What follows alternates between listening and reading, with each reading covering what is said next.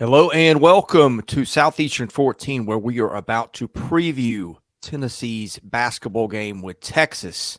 This one tips off 8 Eastern in Charlotte, where that will be a tough ticket, given the proximity to Knoxville and also the presence of another team there. But in any case, before we preview this, we remind you that our content is brought to you by BetOnline. The tournament's here. BetOnline's your bracket headquarters for this season with the best bracket contests out there. Odds, lines, info on every game, every round, right up into the national championship. You can access the most up-to-the-minute wagering information anytime from your desktop or mobile devices. Even track your bracket real-time all the way through the tournament. Head to BetOnline today. Get in on all the action. Remember to use promo code BELIEVE for your 50% welcome bonus on your first deposit. BetOnline. The game starts here. All right, Tennessee had lost its last two coming into its NCAA tournament opener. No problem whatsoever with St. Peter's. Texas scored 28 points in the first half of its game with Colorado State and led by 17. Not a real good tournament for the Mountain West so far. I think Max was there to see that one. All right, Max, let's get us started. Your overall thoughts on Tennessee and Texas. I'm looking at KenPom. Tennessee's about a 5-point favorite. Yeah, exactly right. Just looking at the numbers on this game, this is going to be a scrap. I'll tell you that. I have never seen a team muck it up so much like they did the Colorado State yesterday. And a big reason why is Texas does not allow you to get perimeter shots off. So in the Big 12, they rank the lowest opponent three-point rate. Opponents just do not shoot many threes against them. They run you off of the three-point line and then force you into those tough mid-range twos because they got Shedrick, Dessou, Dylan Mitchell, all these shot blockers around the rim. They don't necessarily block a ton of shots, but the threat of it is there. And so it'll be interesting to see if they can bait Tennessee into tough threes, tough twos. That's kind of connects game, so it might backfire. But that's one thing that I was noticing with the Texas defense is it's tough to get clean looks from three off against them. And then offensively for Texas, I'm not going to lie, they're smooth. They're smooth. They got Max Abesmith at point guard. If you remember the Oral Roberts over Ohio State run, he was their point guard. He can shoot the lights out. And then Dylan Dessou, everyone, ex-Vandy, everyone knows Dessou. He's going to be him against Josiah Jordan-James or even if it's Adu, whoever he matches up against, it's going to be a great matchup. I think there's going to be very high intensity in this game. You've got a Texas team who only plays one underclassman, Dylan Mitchell. They do play Chendell Weaver, but just not as much. He's another sophomore. It's an old team. It's an experienced team. And they just showed you yesterday, man, can we make something gross and muck it up? They held Colorado State to 44 points. Boy, if this game's 56-44, look out. But unfortunately, we've seen Tennessee in some of these spots before, and this kind of scenario in the NCAA tournament where you just get an ugly game, they can't score. I'll just say up front, I think this is a tough matchup for Tennessee based on what Texas can do. Texas is the second most experienced team in the field behind TCU, fourth overall when you look at KenPom's experience, Division I experience ranking, like they are right there. They're old. They are very old, and again, that is usually a formula for a team that can make quite a run. But let's also not get too far because Tennessee is also one of the older teams in the field. So the Vols at least have that going for them in terms of just this particular matchup. Like Max said, it's almost like I talked about it. The storylines are plenty here. You've got Tennessee against Max Abmas, who has been like the darling of the NCAA tournament. You've got Dylan Dessou, former Vanderbilt player, so that's also a tie to Tennessee. You've got Rick Barnes playing his former team. You've got there are so many things here where, again, I'm like, if Rick Barnes is going to overcome the March woes, it's all set up to just say, clear through every path, right here, just in one game, just get it all out of the way. And so it's a tough matchup, though, because I think Texas has been playing really well. If you throw out, again, kind of the randomness sometimes of the conference tournaments. Both these teams lost their conference tournament opener, but I think we're way past that really meaning anything at this point. And so it's a matchup type game, and I think this is a tough matchup for Tennessee on paper. So. Yeah, when Max used the words "muck it up" a couple of times, that to me is concerning from a Tennessee standpoint because we have known how that's gone. I think the Asmus Connect matchup is fascinating. Over under on points for these guys might be in the 60s combined with the way those two have been known to show out at big times. Yeah, so much here, but let's talk about what kind of game we think this is going to be. Is tempo-wise, all those things. What does this look like when we see the teams hit the floor, Max? Well, Tennessee is going to be the team that wants to play a little bit faster. So we've said this has kind of been the formula to beat Tennessee. Is anytime they play those teams that want to get out and run, Tennessee says thank you. Thanks for letting us get out and run. And we'll go and we'll give it to our NBA wing, and then we'll get back and get set on defense.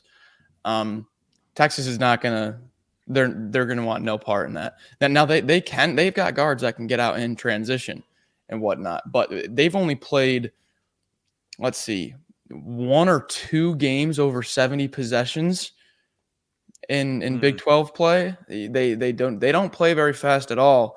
I'm not going to lie. I'm a little bit worried. This has been the formula that Tennessee has struggled with all year. You look at every loss, it's been that type of game. They have not lost a game against that in a while, against that up and down pace. The one thing I think Tennessee does have, though, like over Texas, is they're going to be able to win the turnover battle, or at least should be. They're number 1 in the SEC in taking care of the ball offensively, and then they're number 1 in the SEC in forcing turnovers. Texas falls middle of the Big 12. So I think if this is a gross, slow game, Tennessee might be able to win with their pressure defense and push Abe Smith out, push Tyrese Hunter way out, and kind of force that Texas offense into some uncomfortable late shot clock situations. But man, I'm not going to lie, I'm nervous. This has kind of been the team that Tennessee has fallen to this year. Well, I'll just say I think the first game for Texas had more to do with Colorado State than it did Texas wanting to necessarily play a game like that. But there's still that potential, like you said, to where I think if you're Texas, it's very clear. You would follow the exact game plan that Max just said. You would look at every game Tennessee's played this season and say, what is the path to success against Tennessee? It would be doing all the things that Max just mentioned.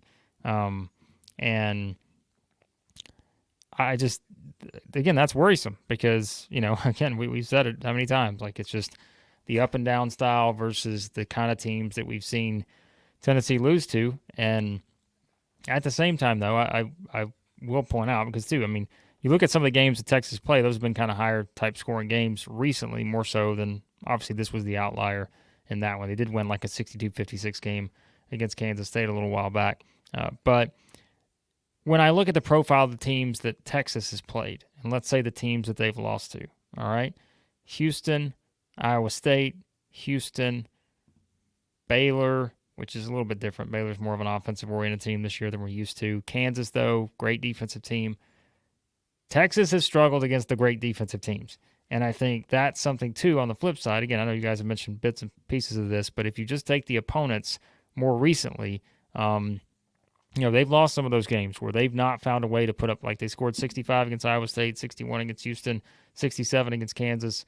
Again, I don't want to put a lot of stock into the Big 12 tournament game against Kansas State necessarily, but that is at least something that I would look at there. Marquette's another team they lost to way back when. I'm not putting a lot into that. That was early December, but that's another good defensive team. And so, it can play both sides here. And so I think it's up to Tennessee to really control this game with their defense, which we've seen them do to teams this season. But it's like, unfortunately, Tennessee has planted that seed in your mind now Yeah. of the offensive zero, right? The game where they just, this was not good. The Mississippi State game, like they've planted that in your mind. The South Carolina game earlier in the season in Knoxville. So those are kind of there, and that's the only other thing that I would probably add to my list of concerns with this one. All right, gentlemen, my question is who shows up for this game? Which team show Max up? is back. Which Max shows up? Yeah, you're getting the edited version of this. Max just wilted under the pressure of March. And that's my question here. I think as I'm looking at this one, it's the battle of the two superstar guards, Max Abmas and Dalton Knecht. I guess you could say Knecht is a forward, but whatever. You know what he is. And I'm looking at things, and I'm not sure. We saw Mississippi State neutralize Knecht in that game by running two bigger guys at him. Texas just doesn't have that kind of starting lineup. I mean, I guess you could chase him with Dylan Dessou, but then what do you do underneath? So I'm guessing that's not likely. Tennessee, in the meantime, Ziegler gives up a couple inches to Abmas, but I don't think that would be a big issue. They could slide Santiago Vescovi over.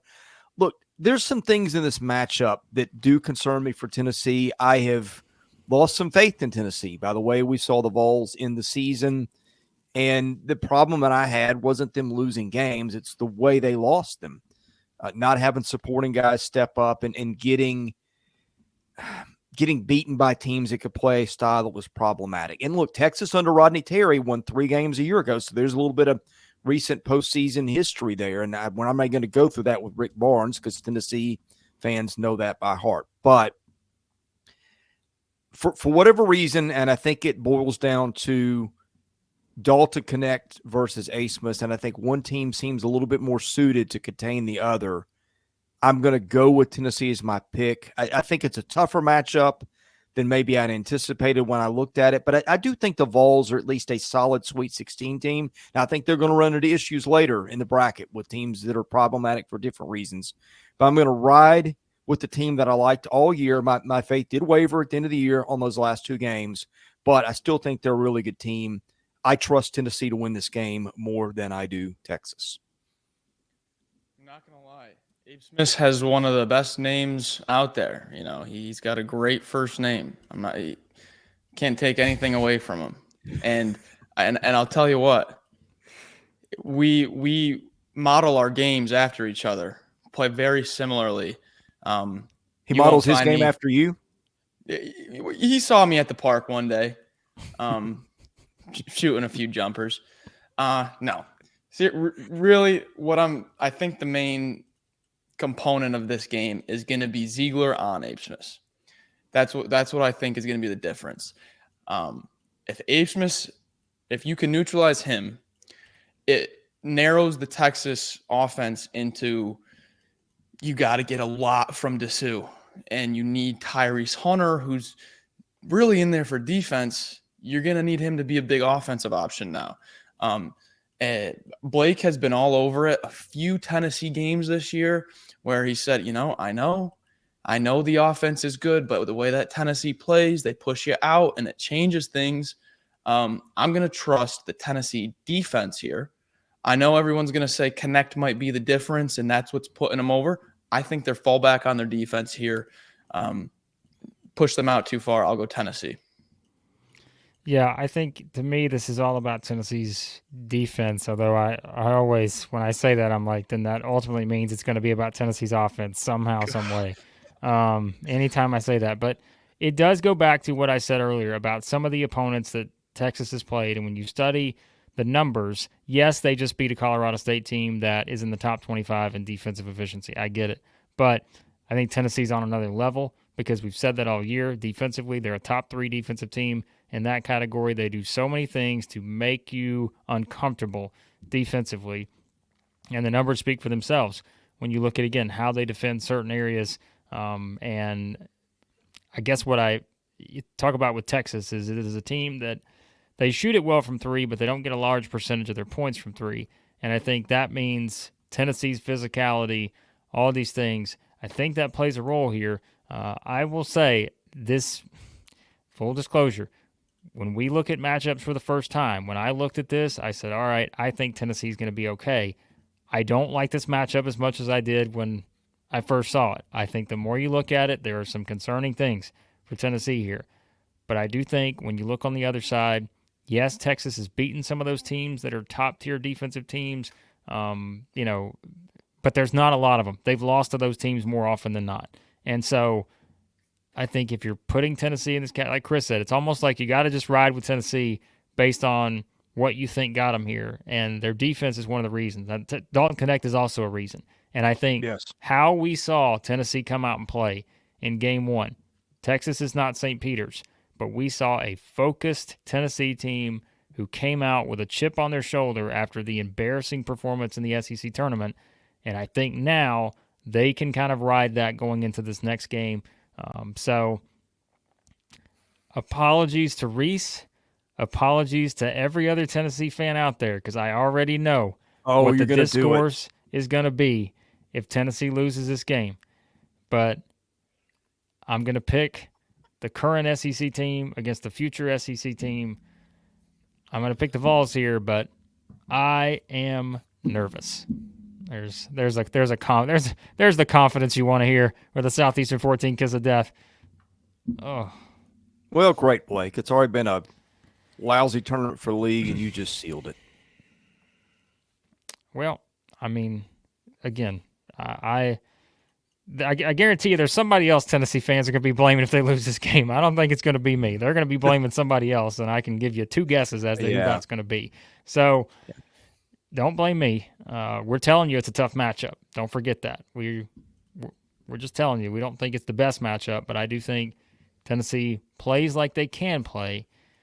They're the better team for a reason. So, well, from a strictly remove all emotional attachments, just look at it on paper for all the storylines here that we have gone over. It's a tremendous matchup. I'm sure it's one that the TV networks were more than happy to have, and we'll be happy to talk about it when it's done. We'll do some either morning after reaction shows or maybe some live streams at night.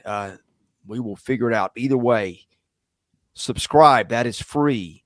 Enable your notifications. That is free. Hit the like button. That's free. That helps us get noticed. We are going to talk about it afterwards and hope you're here for it. For Max Barr, for Blake Lovell, I'm Chris Lee. We are Southeastern 14, presented by Bet Online.